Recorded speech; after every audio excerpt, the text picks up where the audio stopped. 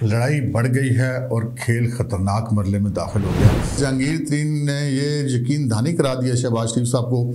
कि जिमें कहोगे हमें कर लाएंगे। फिलहाल इस मूड में तो नहीं लगता कि किसी के तरले पे वो मानेंगे, लेकिन इस सारे मामले में जो नहीं, जिसे कहते हैं टलियां खड़का दी मरियम औरंगजेब के गाने, वो शख्सियत इतनी ताकतवर है, वो साहबजादे इतने ताकतवर हैं कि उनके एक दोस्त जो उनके साथ गाड़ी में बैठा है उसके खिलाफ पर्चा हो जाना वैसे ये हालात में कुछ ना कुछ तब्दीली की तरफ तो जरूर इशारा देता है।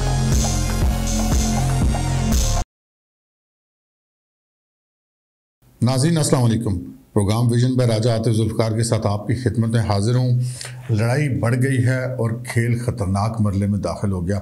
इस हवाले से पाकिस्तान का जो इस वक्त सियासी मंजरनामा है उसकी तमाम तर पेश रफ्त से आपको आगाह करेंगे। और फिर जहांगीर खान तरीन ने इमरान सरकार के होश उड़ा दिए। जहांगीर तरीन क्या कर रहे हैं, किससे मुलाकातें करें, क्या वादे वहीद हो रहे हैं, किसकी पेशकश उन्होंने कबूल की, किसकी ठुकराई, इस हवाले से आपको आगाह करेंगे। और फिर पाकिस्तान मुस्लिम लीग नून ने वज़ीर-ए-आज़म इमरान खान साहब को सियासी मैदान में मुकाबले का चैलेंज दिया और कहा कि बैसाखियों का सहारा मत लें, सियासी मैदान में मुकाबला करें। ये क्या मामला है? और फिर कुछ अहम तरीन सियासी मुलाकातें हैं जिनका दूसरा फेज़ शुरू हो गया है। इस फेज़ में क्या होने जा रहा है, इस पर बात करेंगे। और फिर जनाब ये जो सरकारी अफसरान हैं उनके साथ साथ तो आजकल उनकी हालत बड़ी काबिल रहम है। एक तरफ से शाबाश मिलती है तो दूसरी तरफ से जनाब वो सख्ती आ जाती है, वो भी किधर जाएँ बेचारे, इस वाले से बात करेंगे। मगर इससे पहले कि अपने प्रोग्राम को आगे बढ़ाएं, आपसे गुजारिश है कि अगर अभी तक आपने हमारा चैनल सब्सक्राइब नहीं किया तो प्लीज़ कर लीजिए और साथ ही बेल आइकन पर दबा दीजिए ताकि जो ही हमारा कोई प्रोग्राम अपलोड होता है तो उसका नोटिफिकेशन फौरी तौर पर आपको मौसूल हो सके। प्रोग्राम का बाकायदा आगाज़ करते हैं जी। सबसे पहले तो बात कर लेते हैं ज़रा मोहसिन जमील बेग साहब वाले केस की। मोहसिन जमील बेग वाले केस में कहीं शाबाशियाँ मिल रही हैं और कहीं सख्ती आई है। शाबाशियाँ ऐसे मिल रही हैं, हमने अपने कल के प्रोग्राम में आपको बताया था, मैंने और एजाज सईद साहब ने जो पाकिस्तान अफेयर्स प्रोग्राम किया था इसी चैनल पर, उसमें हमने आपको बताया था कि DGFIA को और IG इस्लामाबाद को बड़ी शाबाश मिली है मुबैना तौर पर वज़ीर-ए-आज़म से जो कुछ भी उन्होंने कार्रवाई की मोहसिन जमील बेग साहब के हवाले से। लेकिन आज इस्लामाबाद हाई कोर्ट में इस केस की समाअत थी, वहाँ पर FIA को समझ नहीं आती कि वो कैसे अपनी जांच कैसे भागें, लेकिन वो भाग नहीं पा रहे थे क्योंकि chief justice Islamabad high court उनसे मुसलसल सवालात करते जिनके जवाबात या तो उनके पास थे नहीं या फिर ऐसे जवाबात थे जिससे फिर वो तमाम तर मामला जो है उनका उनकी मर्ज़ी के ख़िलाफ़ या उनके ख़िलाफ़ कार्रवाई की तरफ जाता हुआ बज़ाहिर दिखाई दे रहा है। आज जब अदालत में समाअत हुई तो अदालत ने हुक्म दिया कि जनाब FIA साइबर क्राइम विंग के डायरेक्टर ज़रा पेश हों। अदालत में उनको वक्त दिया गया, वो पेश हुए। उसके बाद जनाब चीफ जस्टिस अतर मिनल्ला ने मुख्तलिफ सवालात की डायरेक्टर साइबर क्राइम विंग से। उनसे पूछा गया कि जनाब ये केस आपने किसकी शिकायत पर दर्ज किया? उन्होंने कहा जनाब वो मुराद सईद साहब वफाकी वज़ीर की शिकायत पर दर्ज किया। उनका जी ये मुकदमा कब दर्ज हुआ, उन्होंने कब आपके पास शिकायत की? तो उन्होंने कहा जी वो 15 तारीख को उन्होंने की। और उन्होंने कहा जी कहाँ की? उनका लाहौर की। फिर उन्होंने पूछा कि मुराद सईद साहब लाहौर गए थे आपके पास ये शिकायत दर्ज कराने? तो उसका जवाब उनके पास नहीं था। फिर अदालत ने यह भी उनसे पूछा कि आपने जो FIR दर्ज किया उसमें सफ़ा नंबर का हवाला दिया गया, लेकिन जो मोहसिन जमील बेग साहब ने प्रोग्राम में बात की उसमें तो सफ़ा नंबर का कोई हवाला नहीं था। फिर इस पर चीफ जस्टिस ने कहा कि जनाब जब मोहसिन जमील बेग ने उसका जिक्र नहीं किया तो आपने उसका हवाला कैसे दिया और ये आपने केस कैसे दर्ज किया? क्योंकि TV के प्रोग्राम पर तो जो पीका कानून है वो तो लगता ही नहीं। तो उस पर साइबर क्राइम विंग के डायरेक्टर ने ये कहा कि जी चूँकि ये सोशल मीडिया पर वायरल हो गया था क्लिप, तो इस वजह से हमने मोहसिन जमील बेग के ख़िलाफ़ ये मुकदमा दर्ज किया। फिर जब उन्होंने कहा कि अच्छा क्या सोशल मीडिया पर वायरल मोहसिन जमील बेग ने किया है, तो उसका जवाब था नहीं। अब यहाँ पे जो वो सवाल करती जा रही थी अदालत वो जो उसी की तरह FIA वाले जो है वो फंसते चले जा रहे थे। फिर उन्होंने कहा कि जनाब ये जो पीका एक्ट है इसकी सेक्शन 21D के तहत आपने कार्रवाई की है, ज़रा ये पढ़ के बताएं आपने क्या ये दफ़ा आयद करके ख़ुद जो मदई मुकदमा है वफाकी वज़ीर मुराद सईद साहब उनके लिए शर्मिंदगी का सामान नहीं किया। फिर चीफ जस्टिस साहब ने यह भी सवाल किया उनसे कि जनाब आपने जो है वो इंक्वायरी जो पहले की जाती है FIA का जो तरीक़ाकार है, क्या आपने उसके लिए कोई इंक्वायरी की थी, क्या कोई नोटिस किया था, मोहसिन जमील बेग को बुलाया था? तो जिसका जवाब था कि ना तो कोई ऐसी इंक्वायरी की गई और ना ही ऐसा कोई नोटिस किया गया। इस पर फाजिल अदालत आलिया ने यह कहा कि जनाब हम आपको शोकॉज नोटिस देंगे और फिर आप उस शोकॉज नोटिस का जवाब जमा कराएं। फिर अदालत ने आलिया ने यह भी कहा कि आपको जिसने مقدمہ درج کرنے کا حکم دیا اور جس نے آپ کو چھاپا مارنے کی ہدایت کی ان کے نام بھی آپ بتائیں اور عدالت نے تحریری بیان جمع کرائے، جس پر وہ جو ہے وہ لازمی بات ہے پریشان ہو جاتے ہیں سرکاری افسر۔ تو ایف آئی اے کے ڈائریکٹر سائبر کرائم نے کہا کہ جناب ہم بھی آپ ہی کے بچے ہیں، جس پر چیف جسٹس اطہر بن اللہ نے جو ہے وہ بڑا برا بنا کہا جی آپ بالکل میرے بچے نہیں ہیں، نہ میں آپ کا باپ ہوں، میں تو پاکستان کے جو شہری ہیں ان کے لیے ان کو انصاف فراہم کرنے کے لیے یا ان کی حفاظت کرنے کے لیے ان کے حقوق کی حفاظت کرنے کے لیے یہاں بیٹھا ہوں۔ سو یہ ایف آئی اے جو ہے اس معاملے میں پھنستی جا رہی ہے۔ میں نے آپ کو بتایا پہلے کہ ڈی جی ایف آئی اے اور پولیس کے جو ہے حکام ان کی بڑی وہ شاباش دی پرائم منسٹر صاحب نے مبینہ طور پہ آئی جی صاحب کو۔ اچھا پھر آج پھر انہوں نے وہ دوبارہ حق جسے کہتے ہیں وفاداری نبھاتے ہوئے آج ایک اور انہوں نے پولیس والوں نے جناب تھانہ مرگلہ میں رپورٹ درج کی ہے کہ جناب وسیم سکندر ایف آئی اے والے نے پہلے پولیس کو آگاہ کیا کہ وہ چھاپا مارنے جا رہے ہیں صبح 9:15 بجے، اور پھر 10:15 بجے پھر جو ایف آئی اے 15 پر اطلاع دی گئی کہ جناب وہ جو ایف آئی اے کی ٹیم چھاپا مارنے کے لیے گئی تھی ان کے اوپر ملزمان نے حملہ کر دیا، جس پر وہ ان دونوں فریقوں کو لے کر تھانے آ گئے اور تھانے کے بیچ میں دونوں فریقوں میں پھر جھگڑا ہو گیا، جس پر محسن جمیل بے کو لاک اپ میں بند کر دی گئی۔ اب یہ ایک جسے کہتے ہیں کہ عدالت کے اندر جو ہے وہ ایف آئی اے کو ایک کشن دینے کے لیے پولیس کی طرف سے کوشش کی جا رہی ہے۔ وہ نئے آئی جی صاحب کو بھی شاباش ملی ہوئی ہے تو وہ بھی کہتے ہیں کہ ذرا اس شاباش کا بھی حق ادا کر دیجیے۔ لیکن یہاں پر ایک نقطہ بہت اہم ہے، وہ نقطہ اہم یہ ہے کہ یہ جو پیکا آرڈیننس میں ترمیم کی گئی ہے، جس میں کل سے پرسوں سے بہت زیادہ شور ہو رہا ہے کہ جناب یہ اس ترمیم کے ذریعے بہت زیادہ قوانین ایسے بنا دیے گئے ہیں جن سے جو ہے سیاسی انتقامی کارروائی کی بو آتی ہے۔ لیکن یہ امپارٹنٹ بات ہے کہ محسن جمیل بیگ صاحب کے خلاف جو مقدمہ درج کیا گیا یہ نئے آرڈیننس سے پہلے کا تھا، تو اس سے بھی ایک چیز تو بالکل واضح ہے کہ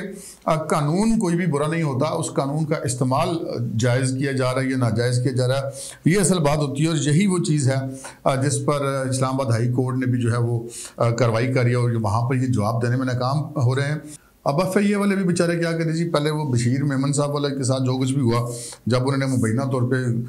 کوئی حکومت کو خوش کرنے کی کارروائی سے انکار کیا کہ جی قانون میں اس کی گنجائش نہیں ہے، تو پھر ان کو وہ جو کچھ بھگتنا پڑا وہ آپ کے سامنے ہی ہے۔ خیر یہ محسن جمیل بیگ کے معاملے کا ایک پہلو تھا، اب دیکھتے ہیں کہ آگے چل کے اس معاملے میں کیا ہوتا ہے۔ ابھی ہم آ جاتے ہیں جناب سیاسی کارروائی کی طرف۔ سیاسی کارروائی کے ساتھ ساتھ ایک چھوٹی سی خبر آپ کو اور بھی دے دیتے ہیں کہ جناب تھانہ غالب مارکیٹ ہے لاہور میں، اس میں ایک ایف آئی آر نمبر 349/22 درج کی گئی ہے۔ اس میں ایک گاڑی میں محمد شہباز جو ہے وہ ٹرینی اے ایس آئی، یہ ذرا ذہن میں رکھیے گا کہ ٹرینی اے ایس آئی صاحب اس ایف آئی آر میں یہ کہتے ہیں کہ جناب میں جو ہوں وہ میچ کی ڈیوٹی کے حوالے سے سیکیورٹی کی ڈیوٹی پہ کھڑا تھا، تو رات کو ایک سیوک گاڑی 2021 ماڈل آئی گرے کلر کی، اس میں 3 افراد سوار تھے اور ان 3 افراد میں سے ایک کی گود میں جو ہے وہ شراب کی بوتل تھی اور اس کو گرفتار کیا گیا اور معائنہ کروایا گیا، وہ نشے میں پایا گیا، اس کے خلاف کارروائی کی گئی۔ لیکن اس گاڑی میں جو 2 سوار اور تھے ان میں سے ایک جو ہے وہ پاکستان کی ایک ایسی شخصیت کا بیٹا ہے جو کہ جن کی طرف کوئی دیکھ بھی نہیں سکتا، تو یہ پرچہ وہ بھی ٹرینی ایس آئی نے درج کر لیا، ویسے کافی پریشان کن بات ہے۔ پھر پتہ چلا کہ وہ جو باقی 2 افراد تھے ان کو پولیس نے ضمانت پہ رہا کر دیا، اگرچہ کہ شراب نوشی والے جرم میں کوئی ایز سچ اس طرح کا کوئی ہم یہ کہیں کوئی یہ ہینیس کرائم میں نہیں آتا یا اس طرح کی ہم یہ نہیں کہہ سکتے، اس میں پولیس کے پاس اختیار ہوتا ہے کسی کی ضمانت لے سکتی ہے۔ لیکن جو باقی 2 افراد ہیں جن میں سے ایک عام شخصیت کے بیٹا، ان کے اوپر شراب نوشی کا الزام عائد نہیں کیا گیا، جو ان کے ساتھی ہے اس کے اوپر کیا گیا، لیکن وہ شخصیت اتنی طاقتور ہے، وہ صاحبزادے اتنے طاقتور ہیں کہ ان کے ایک دوست جو ان کے ساتھ گاڑی میں بیٹھا ہے اس کے خلاف پرچہ ہو جانا ویسے یہ حالات میں کچھ نہ کچھ تبدیلی کی طرف تو ضرور اشارہ دیتا ہے۔ اچھا جی اب ہم آتے ہیں سیاسی لڑائی کی طرف۔ سیاسی لڑائی میں پوزیشن یہ چل رہی ہے کہ کھیل اس وقت خطرناک مرحلے میں داخل ہو گیا۔ خطرناک مرحلے میں اس طرح داخل ہو گیا، پہلے ذرا کچھ سیاست کی طرف آتے ہیں۔ جہانگیر ترین صاحب آپ کو پتہ آج کل بڑے ہاٹ فیورٹ ہیں پاکستان کی سیاست کے اندر۔ ذرائع کا یہ کہنا ہے کہ یہ چودھری برادران جو ہیں کاف لیگ والے، انہوں نے جہانگیر ترین گروپ سے رابطہ کیا تھا مبینہ طور پر اور اس خواہش کا اظہار کیا تھا کہ جناب آپ اور ہم مل جاتے ہیں، ایم کیو ایم کو بھی ساتھ لے لیتے ہیں، اور یہ جو ہم تینوں جو ہیں وہ گروپ جو ہیں جہانگیر ترین صاحب والا گروپ، کاف لیگ اور ایم کیو ایم، ہم مل کر اس سیاسی صورتحال میں فائدہ اٹھاتے ہیں۔ تحریک عدم اعتماد میں کس کا ساتھ دینا ہے کس کا ساتھ نہیں دینا اس حوالے سے۔ لیکن ذرائع کا یہ کہنا ہے کہ مبینہ طور پر جہانگیر ترین گروپ نے اور یا جہانگیر خان ترین صاحب نے اس بات سے انکار کر دیا، یعنی کہ اس جو چودھری برادران کی پیشکش تھی اس کو انہوں نے کوئی اتنی پذیرائی نہیں دی۔ اور اس کے بعد یہ پتہ چلا کہ جو خبریں آئی تھیں کہ جہانگیر ترین صاحب کی شہباز شریف صاحب سے ملاقات ہوئی ہے، اس والے سے کچھ مزید معلومات ملی ہیں، اور وہ یہ ملی ہیں کہ جہانگیر ترین اور شہباز شریف صاحب سے کی جو ملاقات تھی یہ بیسکلی بہت بعد میں ہوئی۔ اس سے پہلے پاکستان مسلم لیگ نون کی سیکنڈ ٹیئر کی قیادت اور جہانگیر ترین کی جو سیکنڈ ٹیئر کی قیادت ہے، ان کے درمیان بہت ساری ملاقاتیں ہو چکی تھیں اور بہت سارے معاملات طے پا چکے تھے۔ وہ طے پانے کے بعد ان دونوں کی ملاقات ہوئی، اور اس کے بعد ملاقات کے دوران یہ دونوں اٹھ کر کسی ایک تیسری شخصیت کے گھر بھی گئے، وہاں پہ بھی جا کے کچھ معاملات ہوئے، اور ذرائع کا یہ کہنا ہے کہ جہانگیر ترین نے یہ یقین دہانی کرا دیا شہباز شریف صاحب کو کہ جی میں کہو گے ہمیں کر لیں گے، یعنی کہ انہوں نے کہا کہ آپ ہم پہ آنکھیں بند کر کے اعتماد کریں، جس طرح آپ کہیں گے ہم اس طرح آپ کے ساتھ چلیں گے، اس دفعہ ہم آپ کا ساتھ دیتے ہیں۔ اور یہی خبریں آتی کہ جہانگیر ترین گروپ کے ساتھ جو لوگ ہیں ان کے ساتھ اراکین قومی صوبائی اسمبلی ہیں، وہ جو ہیں وہ کافی زیادہ ان کی یہ خواہش ہے کہ مسلم لیگ نون کے ساتھ چلا جائے۔ اس کی بڑی وجہ یہ بھی ہو سکتی ہے کہ چونکہ ان کے گروپ میں زیادہ تر لوگ جو ہیں ان کا تعلق پنجاب سے ہے، اور پنجاب میں آئندہ آنے والے الیکشن میں بظاہر ایسا لگ رہا ہے کہ مسلم لیگ نون کا ٹکٹ جو ہے وہ کامیابی کی ضمانت سمجھا جائے گا۔ تو پھر اس وجہ سے سیاسی لوگ ہیں نا جی، سیاسی لوگ تو اپنے مستقبل کو دیکھ کے چلتے ہیں، وہ یہ تو نہیں دیکھتے کہ ہمارا جاریاں کدھر ڈال لیں، یا ہم کسی سے جو وقتی فائدے کے لیے لانگ ٹرم کا فائدہ سیاستدان کا بھی نہیں چھوڑتا۔ تو یہ ایک اس کے معاملے کا ایک پہلو یہ بھی ہے۔ اس کے ساتھ ہی پھر یہ بھی دیکھیں کہ فواد چوہدری صاحب جو کہ حکومت کے ترجمان ہیں، ان کا بیان آ گیا کہ جناب امید ہے کہ جہانگیر ترین جو ہے وہ پاکستان تحریک انصاف کو اپنی پارٹی کو نقصان نہیں پہنچائیں گے۔ یہ تو پھر وہی گل ہے نا، ترلوں پر اتر آئے ہیں جناب، اور یہ ترلے اب جہانگیر ترین صاحب فی الحال اس موڈ میں تو نہیں لگتے کہ کسی کے ترلے پہ وہ مانیں گے۔ ذرائع کا یہ کہنا ہے انہوں نے جو فیصلے کرنے تھے وہ کر لیے ہیں، اور آگے میں نے آپ کو بتایا کہ انہیں پاکستان مسلم لیگ نون کو کنوے بھی کر دیا ہے۔ بہرحال یہ سیاست ہے، وقت بدلنے میں کچھ چیزیں بدل سکتی ہیں، لیکن ابھی تک کی سچویشن یہ ہے کہ جہانگیر ترین صاحب نے نہ صرف یہ کہ چودھریوں کی وہ پیشکش ٹھکرا دی کہ مل کر چلتے ہیں، بلکہ انہوں نے شہباز شریف صاحب کو یقین دہانی بھی کرا دیا ہے۔ اسی طرح جو باقی سیاسی قیادتیں ہیں وہ بھی بہت بڑے بڑے دعوے کر رہی ہیں۔ ہم نے آپ سے ذکر کیا تھا کہ ہمارے ذرائع کا یہ کہنا تھا کہ ان کے پاس نمبر تحریک عدم اعتماد کا پورا تھا، اس کے بعد یہ چلنے شروع ہوئے ہیں اور اتحادیوں سے ملاقاتیں ہوئی ہیں، اور میں نے آپ کو بتایا کہ پہلے ایک ملاقاتوں کا ایک فیز آیا تھا۔ یہ ملاقاتیں اس پوزیشن کو مزید مضبوط بنانے کے لیے تھی، اور وقت کے ساتھ ساتھ جو بات ہم نے کہی تھی وہ آپ دیکھ رہے ہیں کہ سیاسی طور پہ وہ درست بھی ثابت ہو رہی ہے۔ اب جو ہے سیاسی ملاقاتوں کا دوسرا مرحلہ شروع ہو گیا۔ دوسرے مرحلے میں آج جو ملاقات ہے وہ آصف زرداری صاحب کی اور مولانا فضل الرحمان صاحب کی ہو رہی ہے۔ یہ ملاقات بہت زیادہ اہمیت کی حامل ہے، اور اس میں بہت ساری چیزیں طے پائیں گی۔ اور پھر پتہ چلا ہے کہ کل آنے والا یعنی کہ منگل کے روز جو ہے وہ آصف علی زرداری صاحب نے شہباز شریف صاحب کو عشائیے پر مدعو کیا ہے بلاول ہاؤس لاہور میں، اور یہ ملاقات بھی ایک اہم ترین ملاقات ہوگی اس ساری سچویشن میں، جبکہ سیاسی قوتیں ہیں وہ اپنے راستے تلاش کر رہی ہیں۔ تحریک عدم اعتماد اپوزیشن لا رہی ہے، تحریک عدم اعتماد ایک آئینی اور قانونی چیز ہے، اس کے لیے وہ اپنی کوشش کر رہے ہیں۔ حکومت کا بھی یہ حق ہے کہ وہ اپنی حکومت کا دفاع کرنے کی کوشش کریں، لیکن اس سارے معاملے میں جو نہیں جسے کہتے ہیں ٹلیاں کھڑکا دی مریم اورنگزیب کے ایک بیان ہے، کیونکہ مریم اورنگزیب جو ہیں وہ پاکستان مسلم لیگ نون کی ترجمان ہیں، مرکزی سیکرٹری اطلاعات ہے، اور ان کا کہا جو ہے وہ پارٹی پالیسی سمجھا جاتا ہے۔ انہوں نے یہ کہا ہے کہ جناب تحریک عدم اعتماد لانا ہمارا سیاسی حق ہے اور ہم سیاسی حق سے دستبردار نہیں ہوں گے، لیکن انہوں نے یہ الزام عائد کیا کہ جناب